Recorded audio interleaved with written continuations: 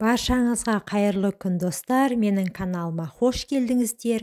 Бүгін сіздерге ақшаның үйде тұрақталуының 8 әдісімен бөлісетін боламын.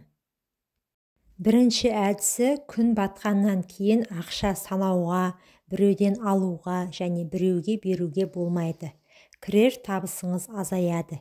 Екінші әдісі, ақшаны алған мезетте жұмсап жібермеңіз. Оның үйде түнегені дұрыс. Үшінші әдісі, қас қарайғанда үй жинау табыстың жоғалуына әкеледі. Сондықтан үйді таңертең немесе күндіз тазалаған абзал. Төртінші әдісі, қонақтар кете салысымен үйді сыпыруға, пилесос ұстауға болмайды. Әйтпесе үйдегі молшылық пен байлық солармен, яғни қонақтармен еріп кетеді деген наным бар.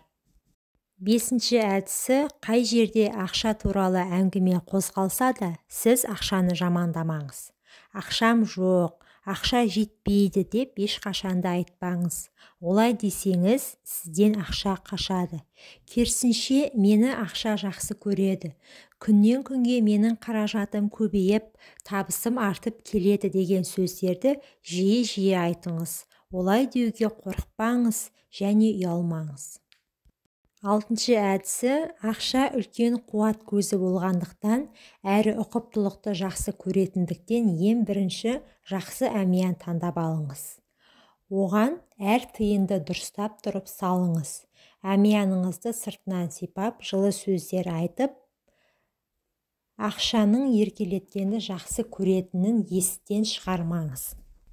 Жетінші әдісі, үйдің тазалығы. Үйдің кіреберісі таза болу керек, себебі ақша үйге кіреберістен кіреді. Босағаны қызыл тряпкамен сүртіп тұрған дұрыс.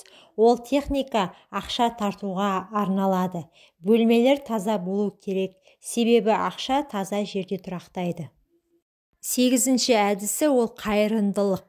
Егер сіз ақша тауып, оны жинап, немесе тек қана қажеттілігіңізге ғана жұмсап жүретін болсаңыз, сіз әрі қарай қайырымдылық шарасына да қол ұшын беруіңіз қажет.